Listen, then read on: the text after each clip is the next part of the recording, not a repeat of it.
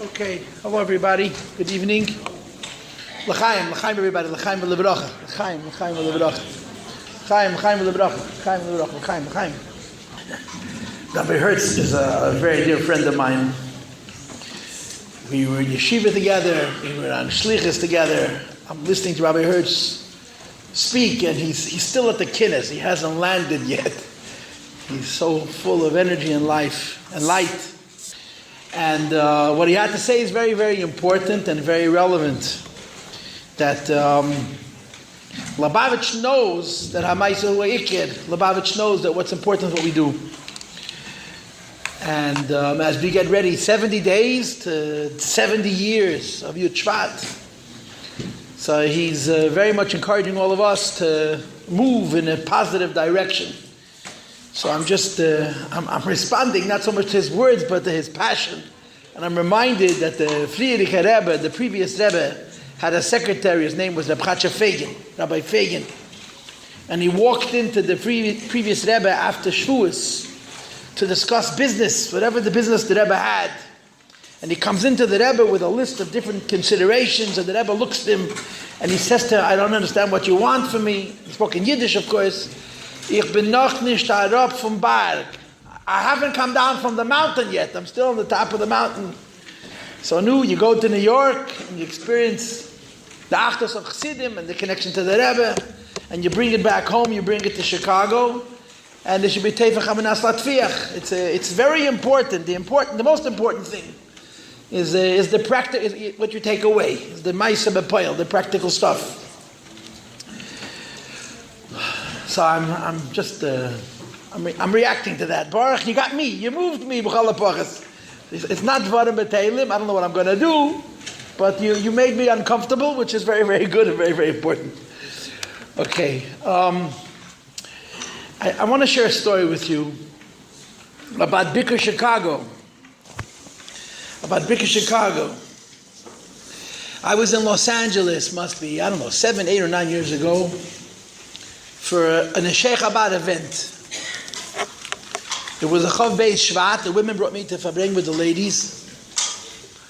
And traveling to California is in a way easier than traveling to Chicago. Because to travel to Chicago, I got to leave tomorrow morning. Los Angeles, you come the same day, you leave the same day, you arrive in the morning, you can go to work. That's just how it goes. So this woman is taking me to the airport. I did my thing, I made my speech, and this lady is taking me to the airport, and I'm sitting in the car, and she says to me, do you know why I'm taking you to the airport? I have no idea who this woman is, by the way. Do you know why I'm taking you to the airport? I said, no, I have no idea. So she says to me, I'm an Avela. I just lost my father, and as a consequence of that, I'm not allowed to be around music and simcha. And after you left, the women played music and they danced. And I spoke to a Rav, I'm not allowed to participate, so I volunteered to take you to the airport. And while we're driving, it turns out she's a classmate of my sister's from Beis Rivka, from the late 70s and early 80s. And while we're traveling, she tells me the following story. She's a girl from Los Angeles. She went to Melrose High School. Fairfax High School, which is in the corner of Melrose and Fairfax, for those who know Los Angeles.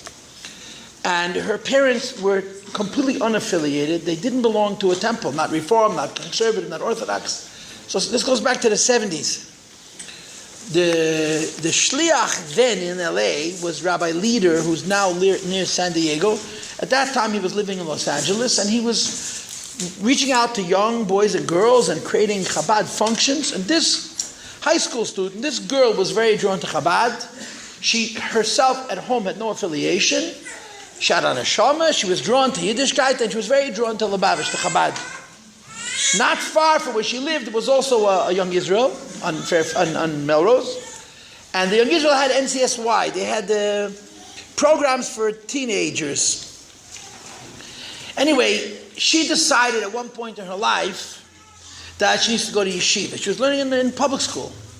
She wanted to go to yeshiva. She wanted to go to a real school and learn Torah mitzvahs, which basically meant that instead of her education being free and local, her education would be expensive and she would have to travel. two things that her father would think were wonderful ideas at that time, at that age. And she was torn. That's how she told me this. She was torn. The NCSY was trying to schlep her to go to Beis Yaakov in Denver. There was no Beis Yaakov in Los Angeles at that time. Denver, Colorado was a lot closer to California than New York is.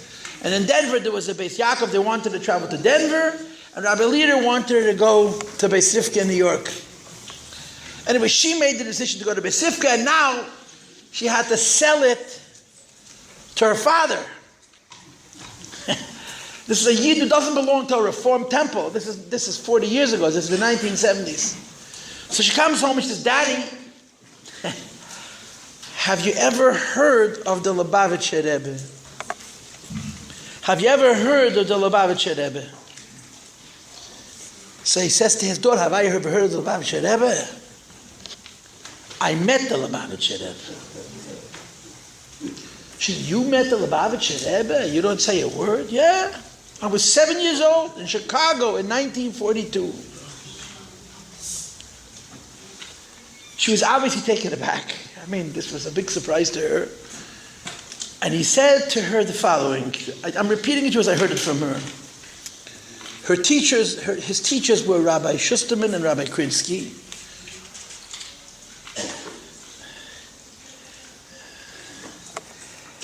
And they brought all the children into the previous Rebbe, the Friedrich Rebbe. He was 7 years old at the time. And he said he was very old and he was very frail. And they brought us into the Rebbe one at a time. These were his words. He took me in his arms and he held me close and he gave me blessings. That's what he remembered. He said to his daughter, he took me in his arms, the Friedrich Rebbe did, and he held me close, and he gave me blessings. This was the story. A story of Bikur Chicago, a personal story. And I made a discovery about the Friedrich Rebbe. If the Friedrich Rebbe ever gave you something, he took something back. You understand? This family was not religious at all. She was their oldest child, and she's a shlucha. The Friedrich Rebbe gave her father a bracha when he was 7, and he took his piece, his b'choira, by the strangest hashgacha pratis, is a shliach of the Rebbe b'Poel Mamish. So this is my Bikur Chicago story. It's an incredible story. It's a very meaningful story. But I want to share with you another Bikur Chicago story, which is well known, or it should be well known. It could be well known, which is incredibly moving to me. I remember reading it when it was published some 25 years ago. As you know, that after Gimel Tammuz, they published the Rebbe's journal. The Rebbe kept a journal. The Rebbe, our Rebbe kept a journal, a diary. But the Rebbe's journal was not the typical journal. He didn't write, he got up in the morning and he went to work and he came home and he ate breakfast, like Rabbi Kazanowski or Rabbi Reichik. The Rebbe's journal has one subject, his interactions with the previous Rebbe. He didn't keep a journal about himself, but things that happened between him and the Friedrich Rebbe, but the previous Rebbe, he recorded in his journal. When the Rebbe came to America in 1941, he stopped keeping the journal. He didn't keep the journal. The journal is from Europe, from Poland and from Latvia, not from America. Now, I don't know why the Rebbe stopped keeping a journal in America. There could be one of two reasons. It could be both. One is the Rebbe didn't have the time. And the Rebbe didn't have time to write. I also believe that part of the reason the Rebbe kept keeping a journal is there were many things that the previous Rebbe told the Rebbe that we were not supposed to know, so he simply didn't write them down. But the Rebbe came to America. Our Rebbe came to America. He joined the Friedrich Rebbe here.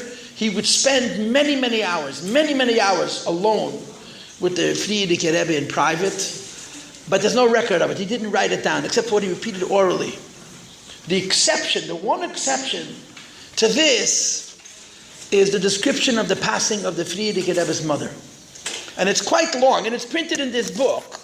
It's the very, very end of this sefer you have in English, beginning, I think it's at page 198, is the journal of the Rebbe. Page 198, selections from Rishimas HaYoman, the Rebbe's personal diary, describing the Rebbe Rayat's visit to Chicago and its aftermath. It's the very end of the sefer. You have the whole thing printed here. It's the Rebbe's journal. It's the last entry, I think, for the most part, in the Yuman, in his own journal, is describing how the Rebbetzin passed away, and a lot of the things that revolved around the historicus of the previous Rebbe's mother. And I believe that the most important reason for the Rebbe to have recorded this is because a lot of the customs, a lot of the minhagim of Avelis, the customs, how we behave when it comes to such inyanim, the Rebbe recorded based on how he observed the previous Rebbe behave when he lost his mother. And for the Rebbe, our Rebbe, minhagim were very, very important.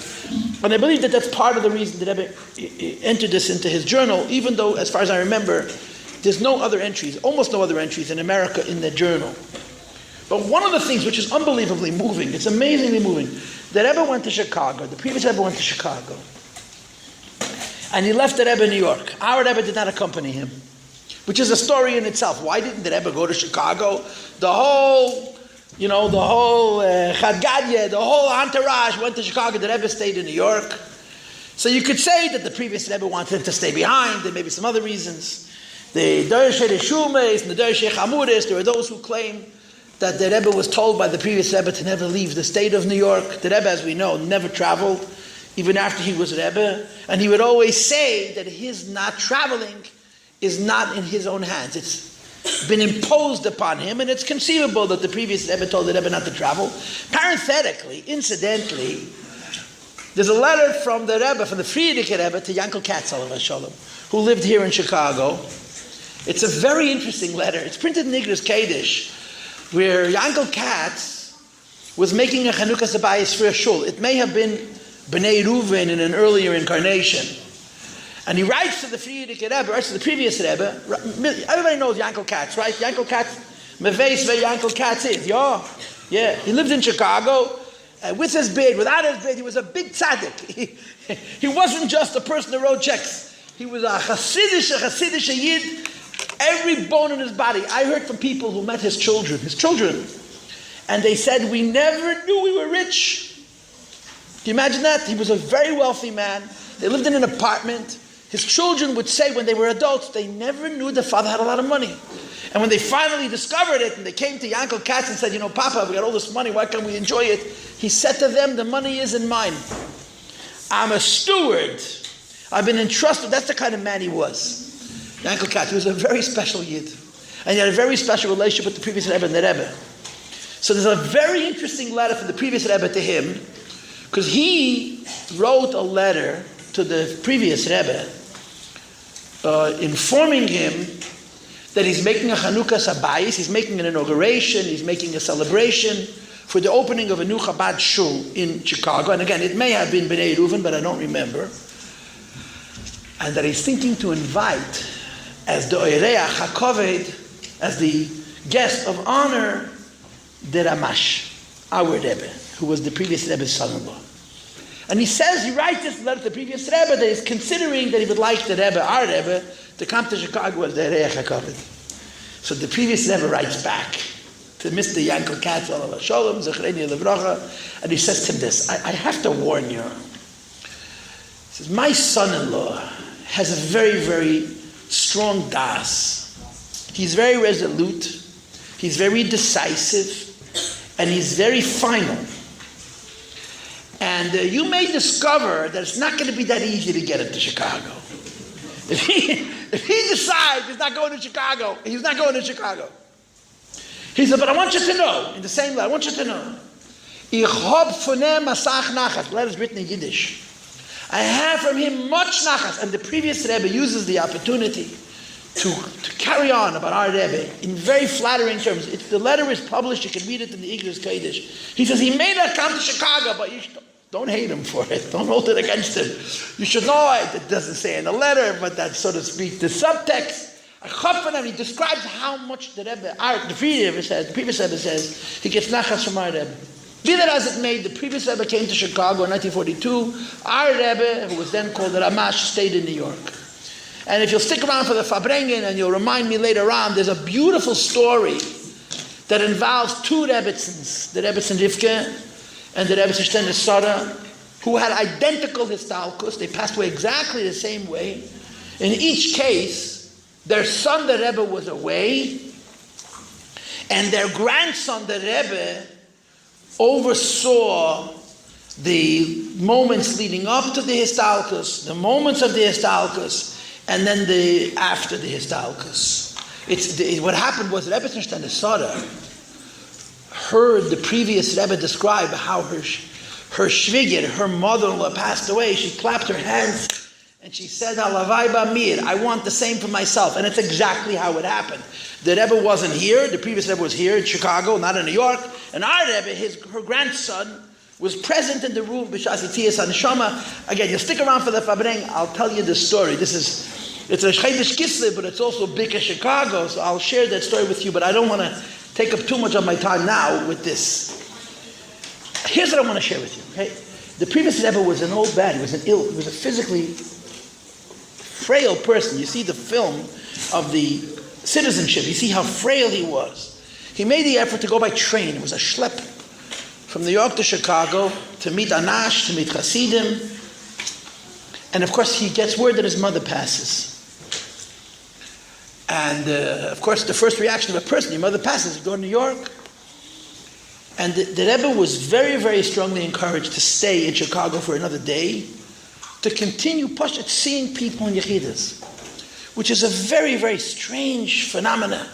A man, anybody, certainly a Rebbe, somebody so sensitive loses his mother, and he delays the Levaya by 2 days so that he can continue his work here in Chicago where he had visited.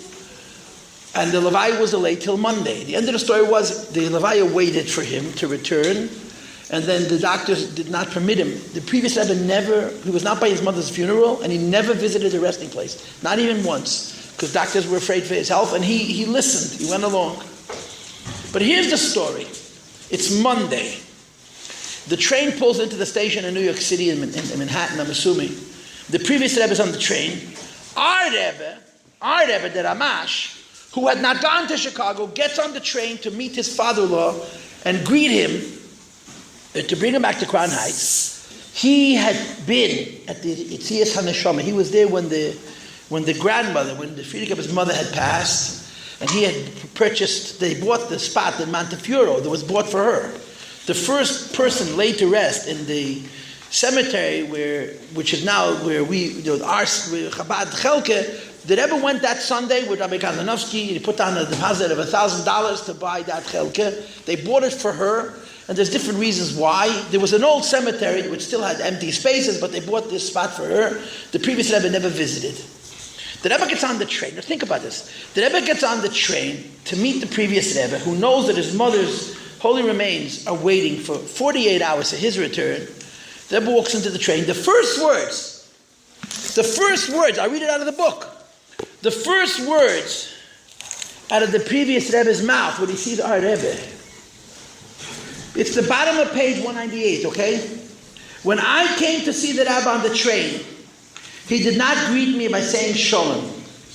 He said, quote, it's obviously the original in Hebrew and Yiddish, to achieve Mesiras Nefesh, these are the first words out of the Friedrich Rebbe's mouth when he sees the Rebbe. To achieve Mesiras Nefesh, one also needs to be worthy.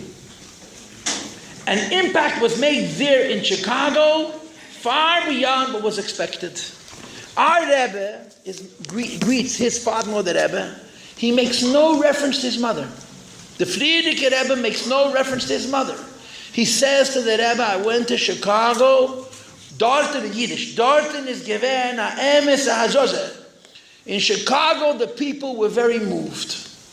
And I remember reading the Rishimis when it came out, this is going back 25 years, and thinking, what a Rebbe is. You know, you lose your mother. You delay coming back for her Levaya for 2 days. And what are you thinking? What's on your mind? Not your mother, and not yourself, and not all the other normal preoccupations that a person would have at a moment like that. The only thing the previous Rebbe was thinking about at that moment was his holy work.